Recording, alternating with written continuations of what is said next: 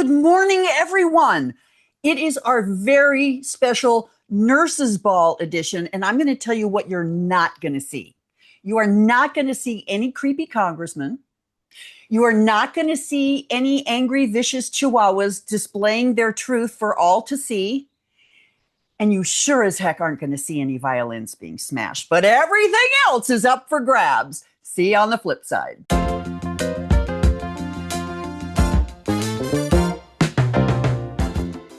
Welcome to a special edition of the General Hospital Snarkcast. It's episode 35, and today we're talking about the Nurses Ball. It's a great time to be alive in Port Charles because you get to walk the red carpet and everyone all over the Eastern Seaboard can see you, even though no one has any idea who you are. And if you're traveling, don't worry. We stream it up to the plane. Right. Yeah. I was looking for my tux, couldn't find my tux, so you got me as usual. Well, I found a Tracy Quartermain. That's very, I was going to say. So, yeah, I didn't put on my Calvin this morning, though, because I thought I was going to say. My first thought at the end of yesterday's episode was, if Tracy was there, she'd be snarking, what happened to the performance? Are we going to see this act or what? That's interesting that they removed Tracy from that whole reveal. Okay, so we've been talking about the potential Geo reveal and all the various tributaries of this story. And I have to say, I did not see that coming a mile away. Neither did I. I mean, as much as I hate the trope of overhearing a conversation, and I do, holy crap on a cracker. That was epic. Well, and I certainly didn't think something was going to happen right away. Right. We thought this was going to go on for a long, and it still will, in the sense of now we get the aftermath, right? Yeah, but you got to give props where props are due. This is probably the first Nurses Ball in a long time that fits into the story. Again, we've complained about this when they do memorial shows and special episodes, standalones. The story just stops, and then, like the dedication of the Monica Quartermain wing, it's just like this episode just stands out there in some other world where all these other things aren't going on. They very, very seamlessly weaved everything into the Nurses Ball. There's been a lot more plot than usual. This was a very plot-heavy week. I agree. And I was going to make that very comment that I think this, in spite of the musical numbers, this is my very favorite Nurses Ball because so much plot is taking place. We're moving the Christina plot along. We're moving the Geo plot along. We're moving the Portia Drew plot. I mean, a whole lot of things happened in this very weird week. And yeah, I was going to make that comment on the page this morning. I thought, no, I'm going to save it for the podcast because truly, this has been like my favorite Nurses. And then today, of course, we're going to have the big NuMichael reveal. We film Friday morning, for those of you who don't know. So we don't know what's happening this afternoon on the big cliffhanger, except that we know that NuMichael's going to show his face, which will be exactly. epic. Well, I said to Mama Snark last night, I took 50 screenshots. There was so much going on. And thank God our snarking overlapped this morning, because then it was like, oh, she's posting right now. Okay, I can delete this one. I can delete this one. Yeah. Because I had a photo for every moment of that I episode. figured you were going to focus on the musical numbers, and so that I could talk about other things. But I also know that when we both snark, it's different. It's different. So it's all good. So I appreciate the ones I threw out weren't.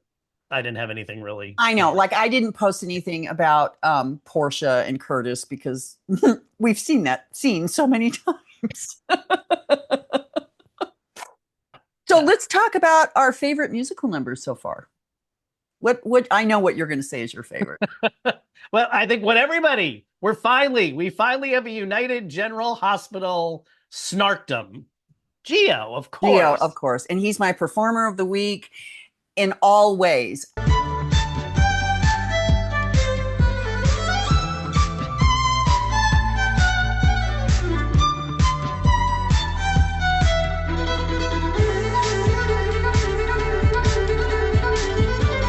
Now, did you think, as a musician yourself, do you think he played that live? He would have had to. They didn't That's record what I it thought. live, but yeah. And that's, I mean, that's very important. Lip syncing when you're not producing sound or being or doing anything, you have to Right. be actually doing it. Yeah, I would. My guess is he was playing it. Yeah, and most, if you don't know out there, most people they pre-record the number and then they just lip sync to it, which For I've been in example, that position. It's very awkward. I think Chase was singing, and I think the boys were not. Oh, right. Definitely. Yeah. Definitely. You can tell if you go back and look. Now, granted, look, I love that. We're segueing to the look of love. Is that was it The look of called? love. Yeah. Not Burt Bacharach, but someone else's look of love. All the old But people are like, yeah. wait a minute, that's not the way it goes. Well, the old people now probably do know the 1982 song versus and the Dusty Springfield song. So, But yeah, I will say that number I know you only gave it a B on the but on the for me Snarkometer. my my delight was that the three backup singers they stayed in character for the whole thing. There's one thing, yes, one thing that turns this gray sky to blue. That's the look, that's the look, the look of love. That's the look, that's the look. Cody was just, doing all the things and his Right. arms are just like Cody in real life, right? And Isaiah's like, dude, Yeah. I'm going to be a dancer. Hello. I'm getting into it. I'm doing, and Dante was just like, I don't want to be here. I'm mad. Well, And he's what's the your new new Grumpy name? Cat. Yep, Grumpy Cat. We lost. Because I can guarantee you, I have no idea what Rory Gibson is going to do with NuMichael, but I can guarantee you there was a conversation somewhere between Frank and him, between I doubt the writers would talk to him, but to make Michael a much stronger character. As I said when I spilled the tea, and I was correct. Ta-da! Ta-da! Which is probably when he started filming. They're obviously, and several other people have said this, they went with a younger, prettier Michael. They're trying to change that character. And I cannot tell you, without even seeing a second of his character, I know there's some pictures out there, especially in the interview he just did. I'm gonna enjoy Michael finally. I mean, Finally, I've been waiting 15 years since they fired Drew Garrett. I I've same. dealt with this for 15 years. And I mean, the only time I ever liked Chad Duell in the part was when he was in the custody battle over Crypt Baby. That was Yep. the only time he showed some strength and some character. Yeah, and we've talked about this. I mean, Chad he's a lovely person and he's great, but we've never loved him in this part. And No, part of it is because he just played it so grumpy. He was always yeah. grumpy and whining about something. Well, granted, the whole Michael Willow dynamic, and we haven't seen it for a while, mercifully, was whiny people at each other and then lying to each other. And it's a hot mess of a relationship. And I hope it's over. Problem with old Michael now was that he had chemistry with the wrong people. Mm, Like he never had a chemist he never had chemistry with his co-stars, the right. people he was involved with. He had chemistry with other characters. Yeah, He had like with chemistry with Chase. Christina He had or great Chase. chemistry Yeah. with Chase. And then they ruined that. And then Yeah. yeah, I'm just glad we're in a new chapter. Right. I'm very, very hopeful.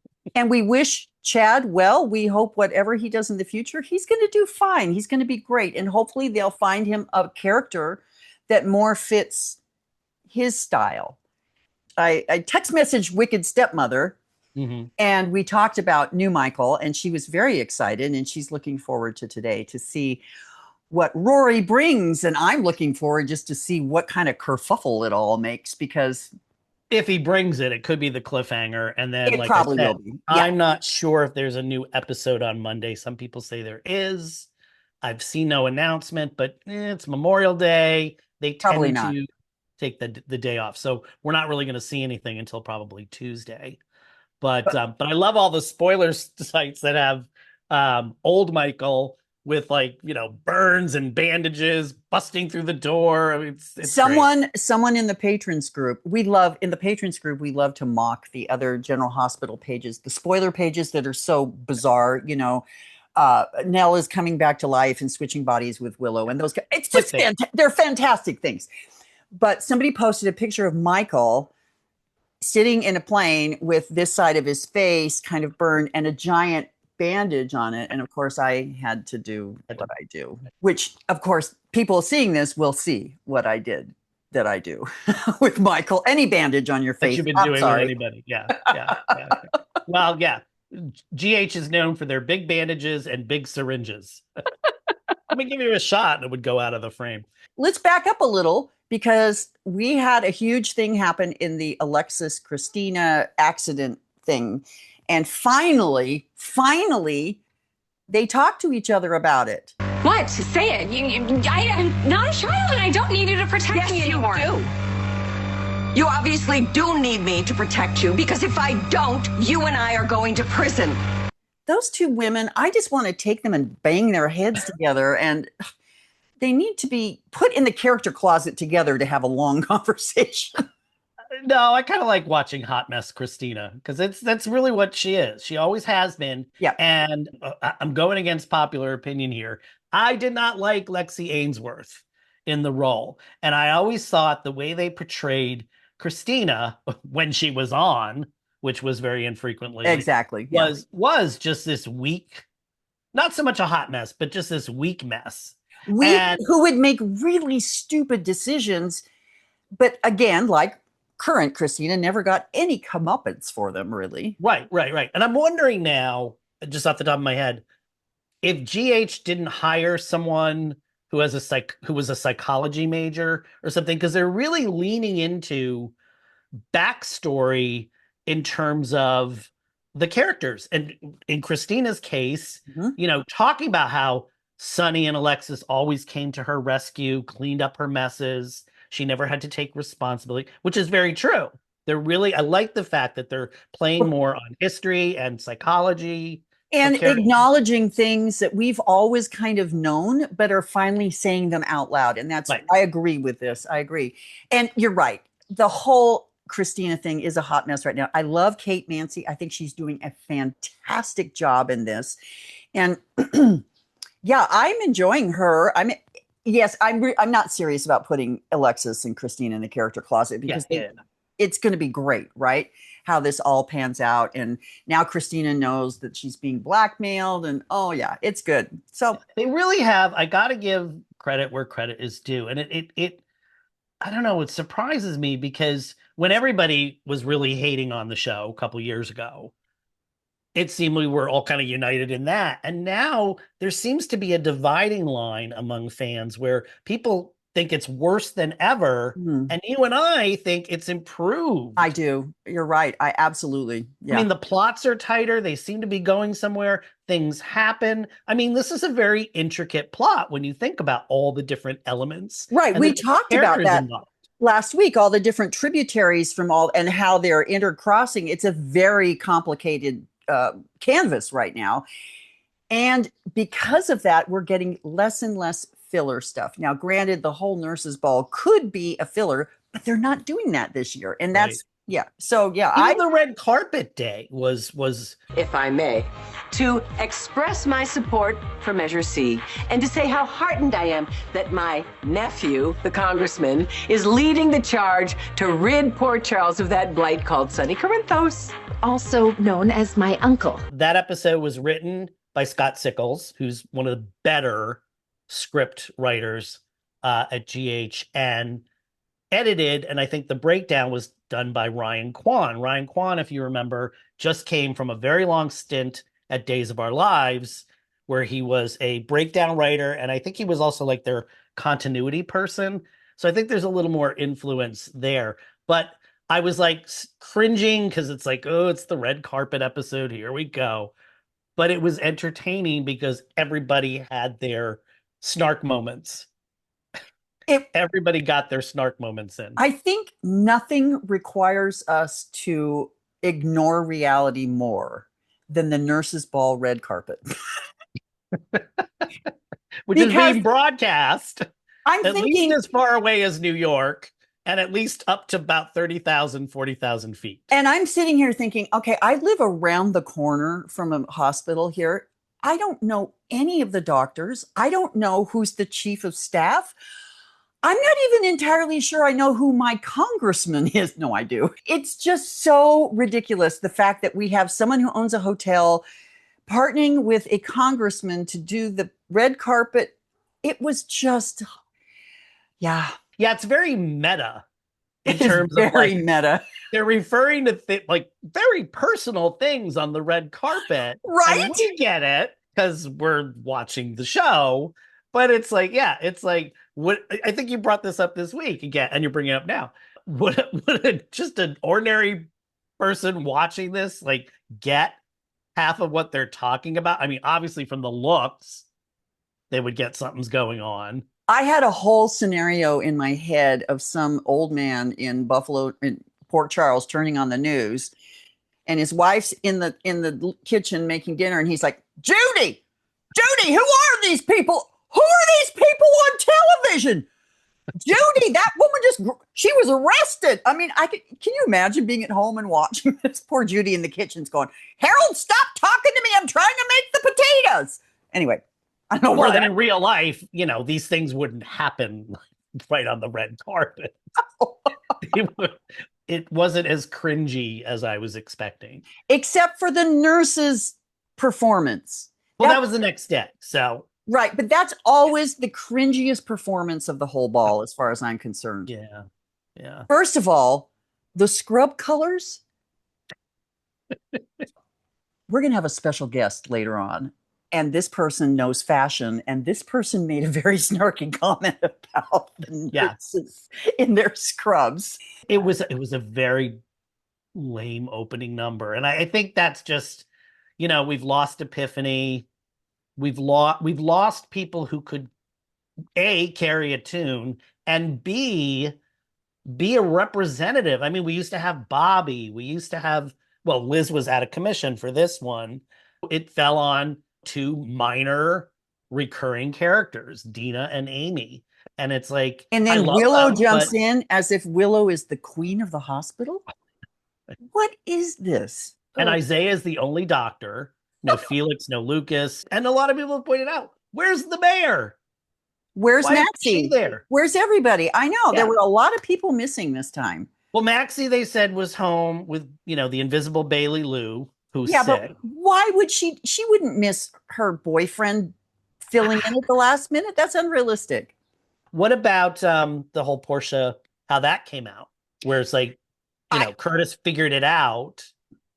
And confronted her. And then, and she she barely, and she was still defending herself until Curtis went, stop, just stop. Yeah.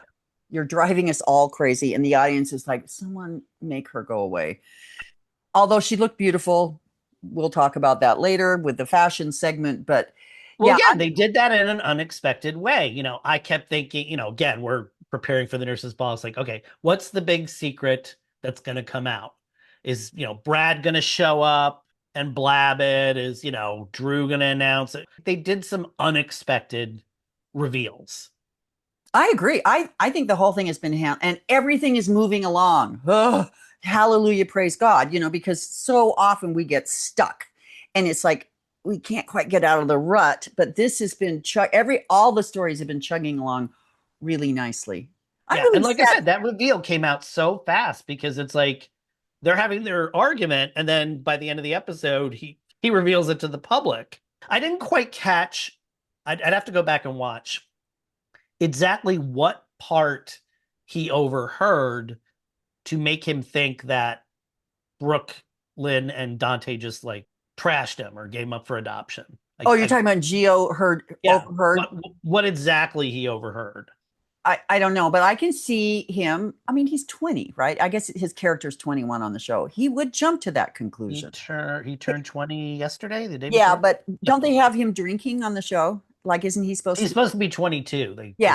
So his character. Yeah. That seems pretty typical for a 22-year-old boy to respond if they heard that.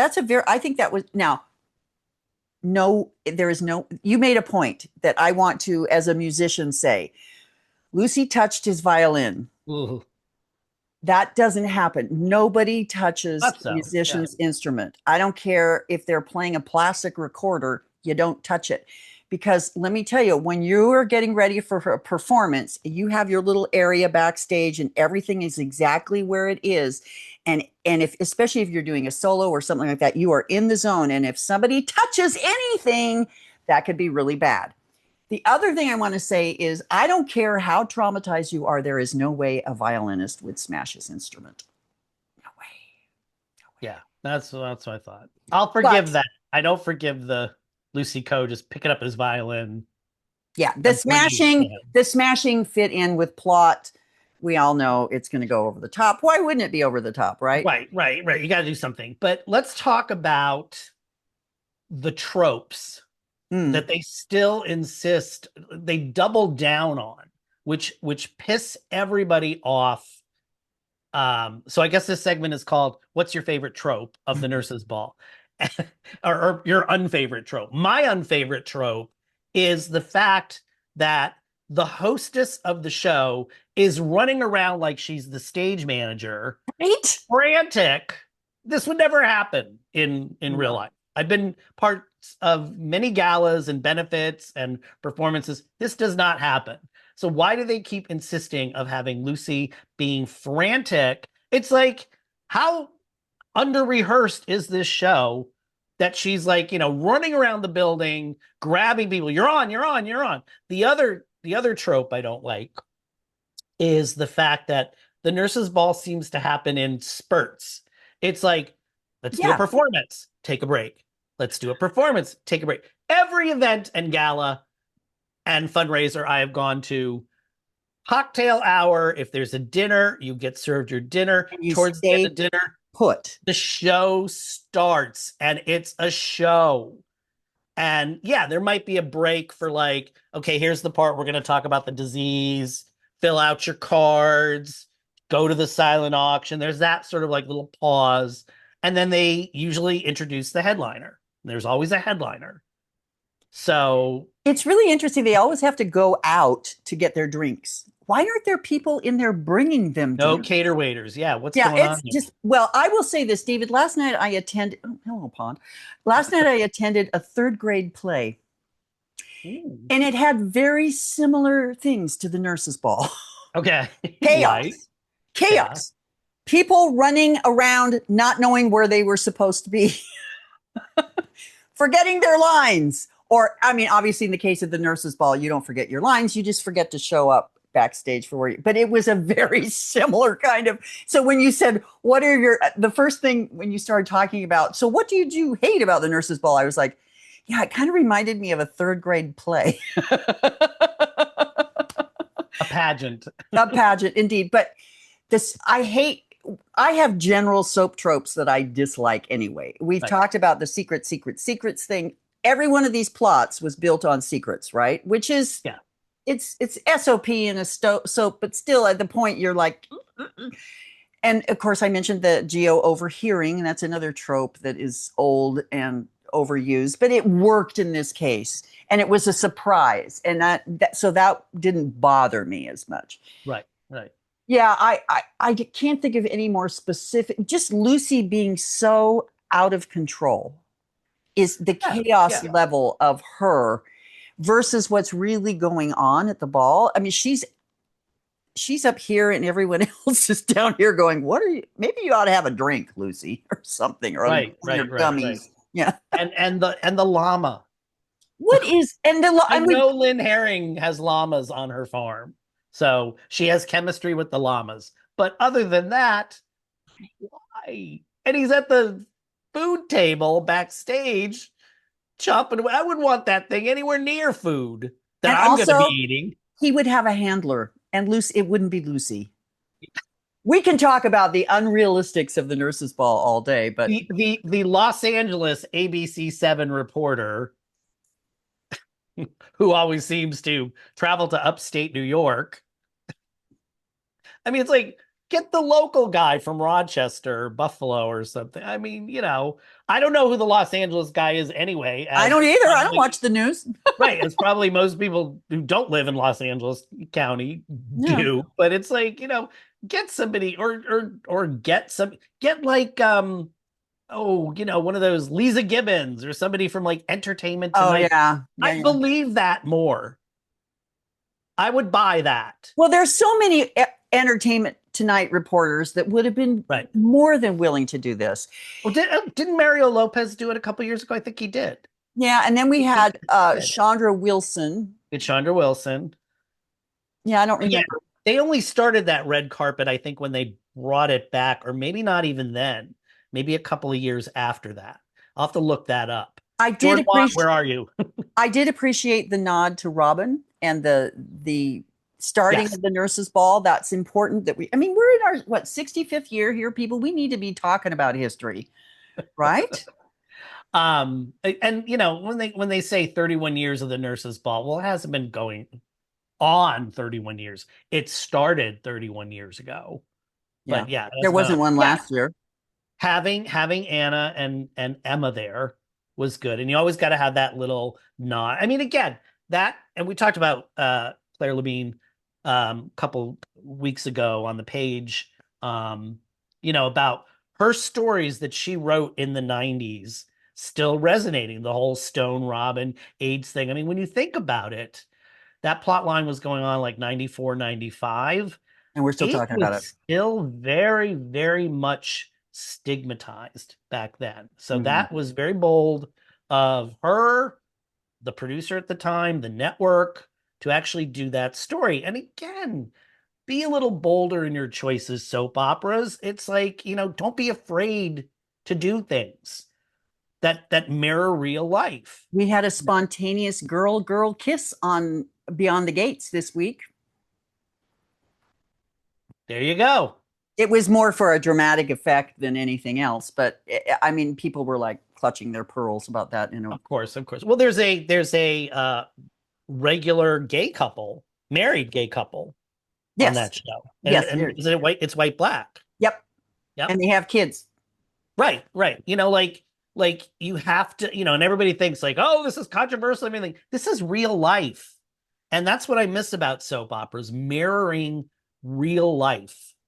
Things that happen. Have your moment. Yes, AIDS is still important. So have that moment, with Anna and Sonny. That's important to acknowledge that. What I do like about this year is, so far, unlike P&G sponsored Beyond the Gates, no product placements. Remember the year they were like, was it Burt's Bees or one of those things, and they're pulling out the swag bag and having a 5-minute conversation about the swag bag.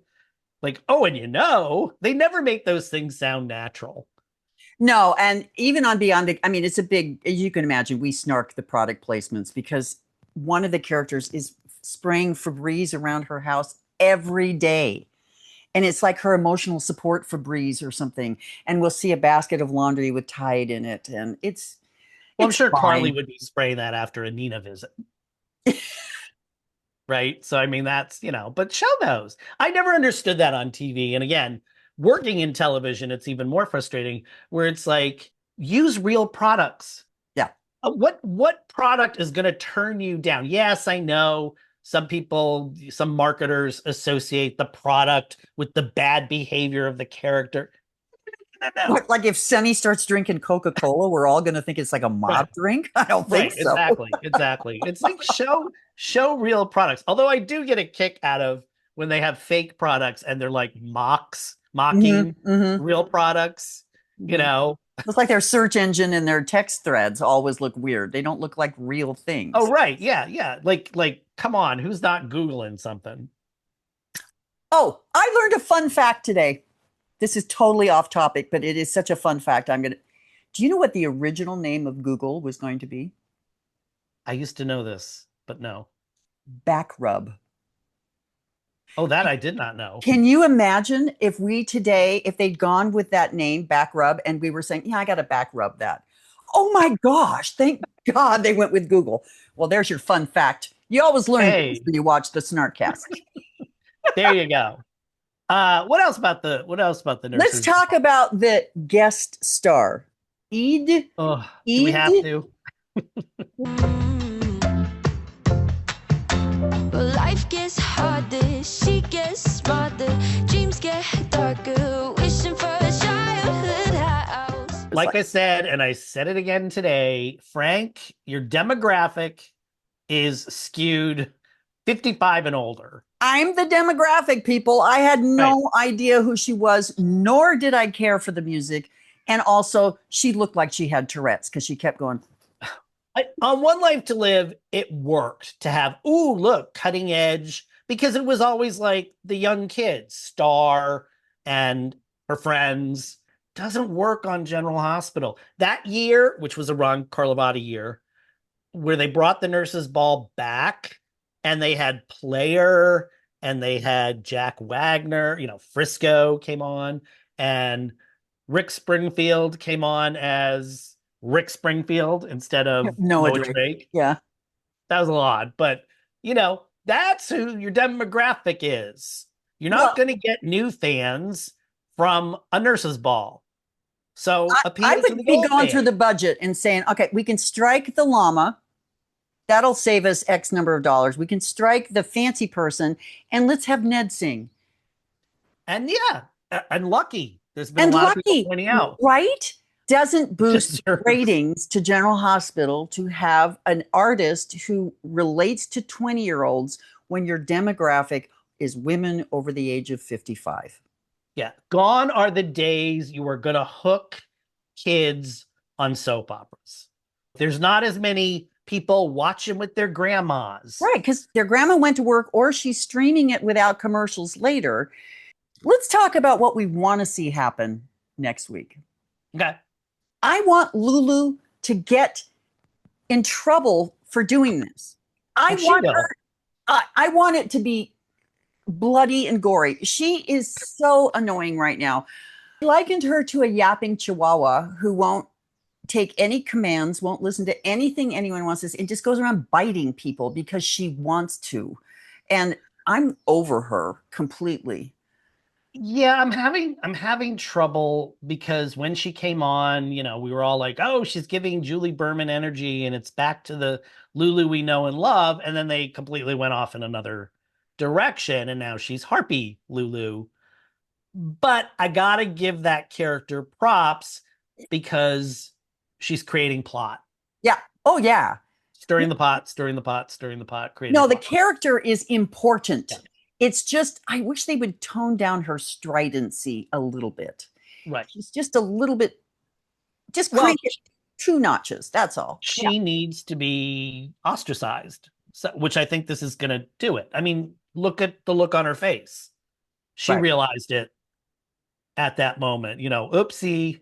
Okay, so this opens the door for Cody being her only friend. Right. And we may get a Molly, Cody, Lulu triangle, which I'm not looking forward to, but it's a possibility. I love how Molly and Cody have just kind of been assigned to one another, like they're buddies in preschool, Right. We don't know what to do with these two, so we have no idea what's really going on, except they show up at places together. Right. And apparently now they're hanging out at the nurse's ball because he's getting her drink for her. Well, he drank it. But I mean, I there's been a lot of talk about what came out yesterday really is the death of Lulu and Dante as a couple. I hope so. It needs to be. I don't, and I didn't want them back together either. So I'm happy for that. How do you think Michael's going to stir the plot coming back? Because nobody knows he's coming back. Right. Well, I think he's going to come in, and he's obviously going to be upset with Drew and Willow. Right, because he saw it on the tablet. He's really, really mad at his mother, is my guess, for stepping in and trying to stir the pot, putting this custody thing. Maybe. I hope that's what happens, because she needs to be taken. Carly needs to be taken down for making this step. It was entirely inappropriate. And I think Nina siding with Willow is more about payback to Carly than it is actually anything else. Yeah, she still gave Drew a weird look after the whole reconciliation, like, oh, I'm going to support you 100%. Yeah. A couple of weeks ago, well, the end of last week, I think it was, when Jordan and Jens showed up at Sonny's house, he did a chest clutch again. And they asked him, "Are you okay?" Yeah. So are we supposed to think that his heart isn't quite repaired? Or are we supposed to ignore that? I mean, I took it as he's supposed to be recuperating and not having entertaining guests one right after the other. If I were 2 weeks out from open heart surgery, I'd be going to the nurse's ball. I mean, baby, putting on a tux when you've got a big incision that's healing sounds so fun. Let's do text messages from Wicked Stepmother. That's always As you fun. can imagine, she had a lot to say this week. She is very excited about NuMichael and is looking forward to him being different. And she said also, after this was right after the episode on yesterday, "Come on, Lulu, lurking in the wings. She's really going too far with her so-called proof of parenthood." Yes, well, obviously she texted me that before the end of the episode. So we didn't, because I'm sure she would have said something about the violin being smashed, because that would never happen. She's a musician too. So I'm sure she was like, "Oh my gosh, what's going on?" Yeah. I mean, using Lois's loving looks as the final proof that you needed was a stretch, but it got us to the confrontation. Right. And as someone pointed out, the ladies' room at the nurses' ball was the most happening place in the whole thing. Even Drew got in there. God, it's at the Metro Court, so we have that beautiful bathroom. We now are joined by a special guest, one of our patrons, Alison Dufresne. She is one who has kept her finger on the pulse of GH fashion for many, many years, and we thought we'd bring her on to do a little nurses' ball detail. So, Alison, overall, what do you think about the quality of let's start with the red carpet, because that was just, we got to see the good stuff. The first outfit I saw was Brooklyn's. And that was something I knew I had to find and look it up, because I'm amazed that these things make the production line, to be quite honest. Out of the store where it was made, much less onto the red carpet. Yeah, I mean, they're designers though, and Brooklyn is the most picked on in terms of fashion. So unfortunately, and I get she wants to be modest, yeah. And there are lots of designers out there who can do modesty, and I don't understand putting her in something too big for her, first of all, and something that unflattering. I don't understand. It had sequins and fringe, or was I hallucinating? It was a sequin fringe cape with matching elastic waistband pants that were also sequined and fringed. And a collar that looked like daggers coming down. Yeah, it was folded. The model, it's like folded up a little bit. I don't know. Just B. Arthur. That's what it reminded me of. Just walking in somewhere in Golden Girls dance. But at least B. Arthur could wear her stuff well. Yes. B. Arthur. At first I thought it was a dress, and then I saw the pants. I'm like, no. Yeah. Well, and B. Arthur was very tall, and Brooklyn, the actress, Amanda Seddon, is not tall. She's a short woman who has gained a little weight over the years, so she's, more full-figured. Then people are complimenting it, of course. I agree. So we all know. I'm glad you brought that up. That she does have. She is a conservative Jew and therefore wants to remain modest at all times. And we know there are other Mayim Bialik is another one. She wrote into her contract, this is the way. Fortunately, it fit with Amy Farrah Fowler, right? It doesn't fit so much with Brooklyn. Everyone criticizes the way Brooklyn dresses. And I always want to say, look, they probably aren't treating her request very kindly, but this is a request of the actress to be able to dress in a certain way. I don't know why they always put her in black though, because that doesn't seem. Yeah. Well, black is slimming.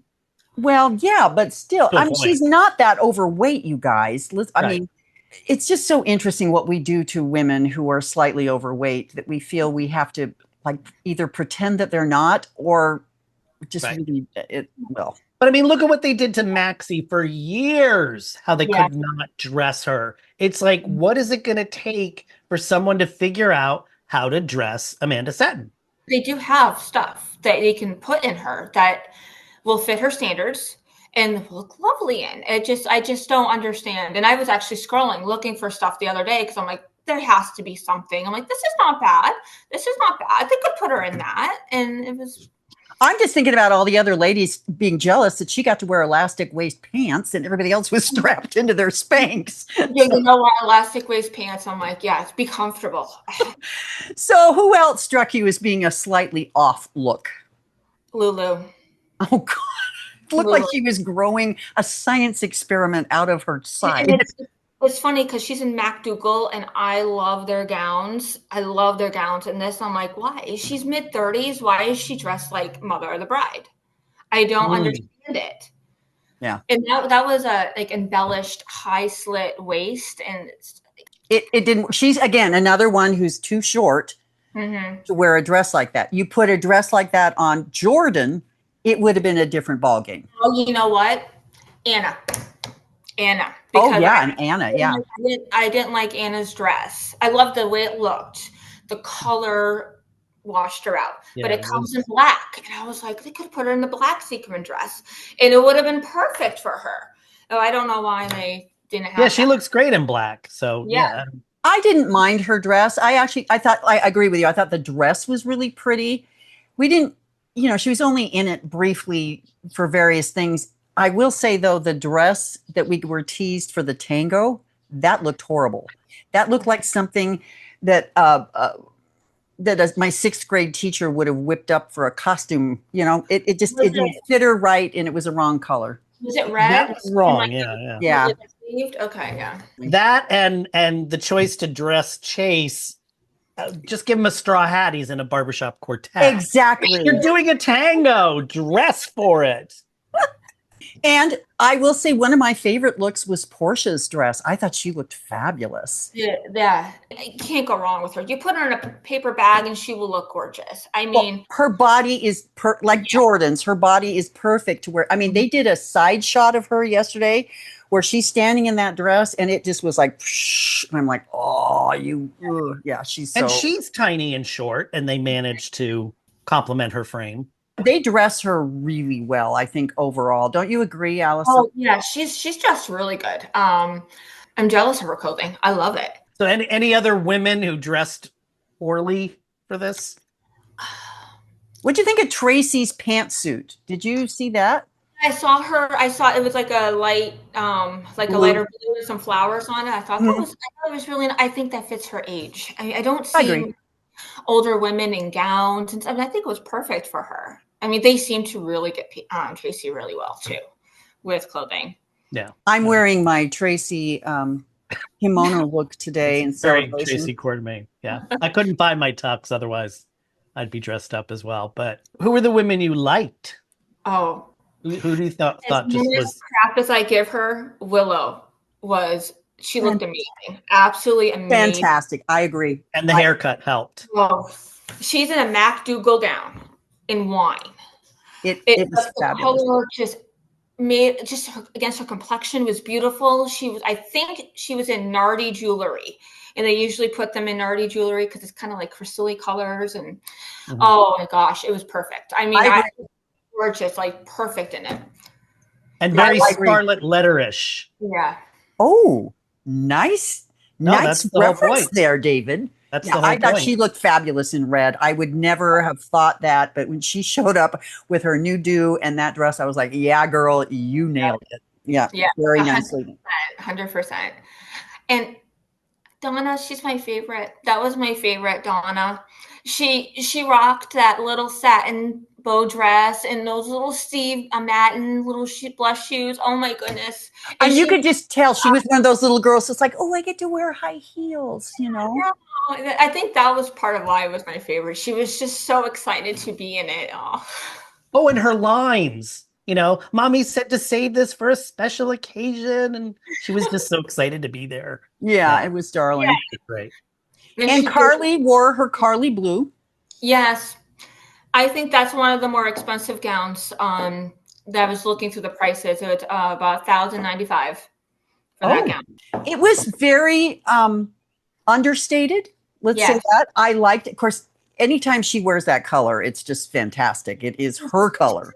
That color, yes. But I thought it was a very understated gown. I liked it as opposed to like Portia's that was splashy and sequiny and stuff. Yeah. Did you notice that the actresses who are leading in the major story right now were kind of put together a little bit more thoughtfully, while the others were just kind of, I don't want to say there, because they looked gorgeous in the dresses, but they were understyled or under accessorized a little bit. That's what I noticed.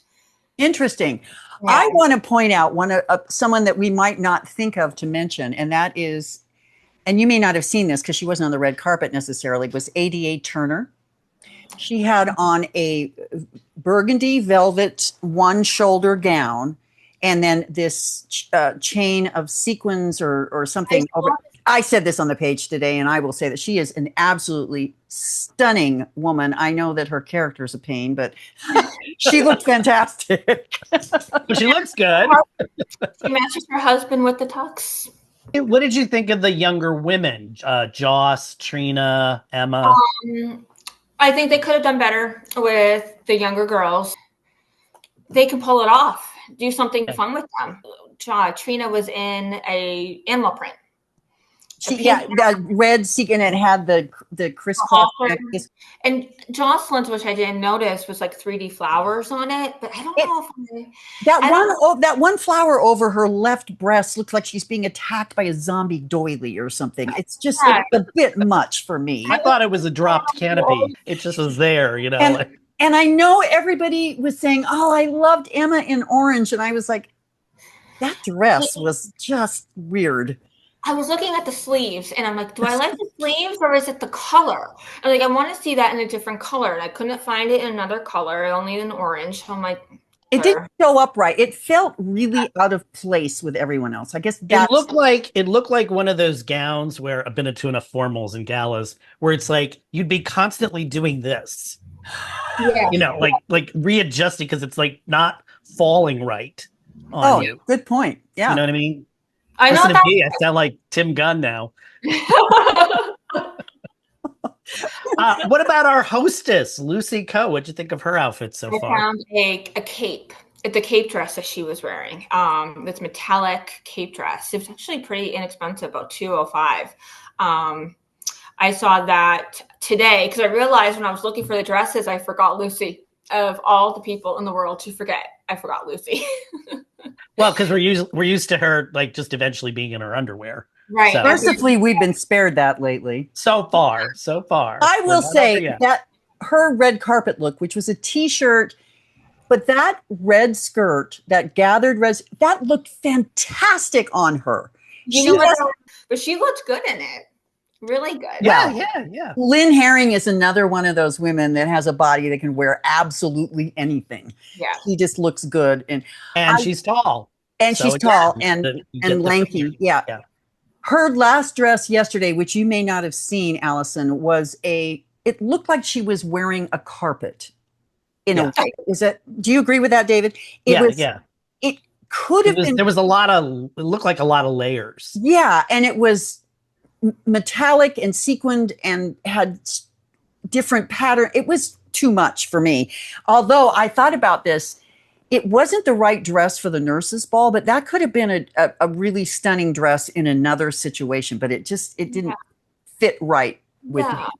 Sometimes I think the colors are off too for this season. Like a buttery yellow is really popular right now. Pale blues, like really pale blues, is very popular as well. And some of the stuff I'm like, that could have worked, for the Nutcracker Gala or whatever they do in the wintertime. You're right. That's what it was. It was too wintry a dress, right? And Emma's was too Halloween-y. And you want to talk more goofy colors? How about them scrubs? As someone who wears scrubs to work, I dread walking into someone very bright. Maybe for peds, To but me, if I see somebody bright like that, I want them like directing my plane to the runway or directing traffic. I don't want them coming near Dancing. me to give me a pill. Amy was in green. Dina was in the Bright bright, pink. like, yeah. And also putting those two together next to each other, the dark green and the bright pink, it was weird. And then Willow coming in, it was a kaleidoscope of horror. Yeah. Now let's pivot to the men. To me, I think it's harder to dress men than it is women, to dress them properly. Yes, I don't understand. We always have this discussion with Drew. Why doesn't he wear suits that fit him? And I don't. None of understand. them were wearing suits that fit. Yes, as far as I was concerned. Yeah. And I did double check with my husband that Men's Warehouse definitely has the big and tall still there. Yep. He told me, and I'm like, okay, good. Then why does he look like he raided Michael's closet the last time he was over there? Drew dropped into a pond, came out soaking wet, let himself dry, and the suit shrunk. He always looks like that. You know, whereas old Michael, we're now calling them old Michael, new Michael. Old Michael always wore things that looked like they were definitely off the rack, but like off the rack in the Sears Junior department. Yeah. He was never a convincing CEO because it's like he's wearing a blazer that I think I wore for a school picture when I was 14. And his shirts always had gaposes. Yeah. They never fit right. Yeah, I agree. Hopefully with our new Michael, we'll have. Well, did you see the picture of him in the tux? Yeah, he looked fantastic. He looked great. Yeah. I'm very excited about the new Michael. What about the singer, the Chase singing group? Did you see them in those silvery gray suits? Yeah. Those suits didn't fit. They did not fit. None of them. Yeah, I think it's funny that they do kind of skimp out in clothing in some areas, and I don't understand why. I mean, men's clothing is weird, right? Like it has to fit a certain way in your waist and in your waist, and that. And I had to unless you're throwing someone in a t-shirt and jeans, men's clothing needs to be tailored to fit the body. Right. Yes. And especially on General Hospital, when so many men are wearing jackets and suits, and it's so glaringly obvious when things do not fit. And I believe, I think they've got Maurice, they've got his clothes fitting fairly well. Sonny always looks appropriately-ish. Yeah. But yeah, the Drew and Chase, none of their clothes fit. I don't know why. I thought Jen's looked fantastic. He did. He looked really good. In his jacket, yeah. I think Dante looks good. I like the navy blue with the black. I agree. I thought that too. I thought his tux was. And it's not the standard tux. And that's the other problem. How do you dress men for a gala event so they look different enough? Yeah. You know, that's bow tie, regular tie. Wedding or promy, so they can match the lady that they're with a little bit. They do not want any sky blue ruffles. Yeah, thank you. And like we talked about earlier in the Snarkcast, I want to see something that reflects more real life. Where's the person showing up in an androgynous sort of outfit? Where's the guy with a skirt? Somebody wearing a kilt? Something different, just to kind of offset the norm. What we're seeing everybody else in, which is, blah. To be honest, I'm surprised that Cody showed up in a tux. I figured he'd be like a t-shirt tux kind of guy. Oh, I want to say, I want to bring up one other thing because I know we were talking about men, and we have Spinelli leading the Pink Pony Club group. Whatever that group was, yeah. And those boots. Oh my gosh, the pink boots, people, that look like someone had taken construction paper and taped them over regular shoes or something to make boots. I don't know how they moved in them, actually. It was comical. Yeah. It was. How about that outfit that fit him perfectly? Tracy's.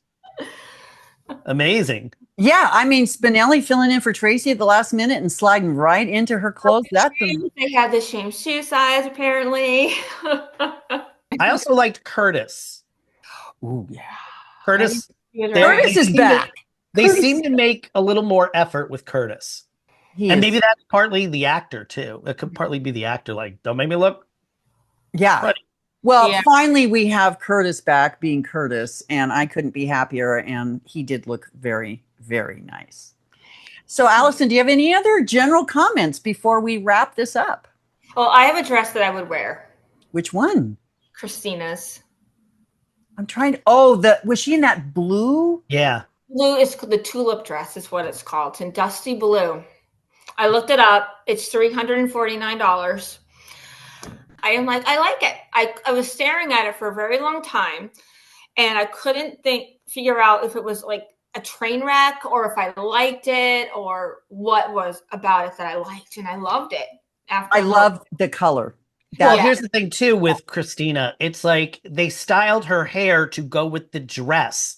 I found a lot of the women's hair wasn't styled appropriately to what they were wearing. Yeah. I thought Olivia looked a mess.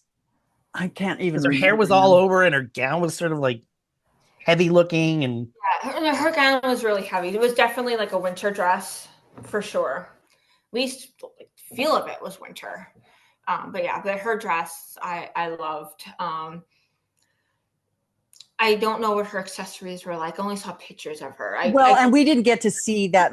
I mean, she hasn't been on it much, was mostly shot from the, close up. So we didn't get a lot of back shots to see what she was wearing. But that's interesting. I like that you said that. What dress would you wear? And okay, I'm going to think, which dress would I wear? I'm assuming I have the body of the person wearing the dress. I'm going to make that assumption. Okay. I think I would wear Portia's dress. Yeah. She looked beautiful. I mean, that's it. That's assuming I was singing the solo with the symphony. I would not be parading around any other place. I don't go to balls, people. So, yeah. There you go. Wonderful. Thank you for joining us today, Alison. You always have your finger on the pulse of the fashion at GH. She also often in the patrons group, she'll post the actual page where you can order the clothes, and she does all this research, and it's always really fun. So thank you for taking the time to join us today and representing the nurses and all that, and breaking it down for us. So next week we'll be talking about the aftermath of the nurses' ball. Yes, it doesn't just end in 1 week. Hopefully there's good fallout though from this. There'll be janitorial support to take care of all of and I still want to see that tango. I want to see if Chase can tango. Yeah, right. Well, no violin. Don't forget to like, follow, subscribe. We're on Substack. We're on Instagram. We sort of repost things on X. And don't forget to watch Mama Snark's Old Lady podcast. Drops every Tuesday. See you next week, everyone.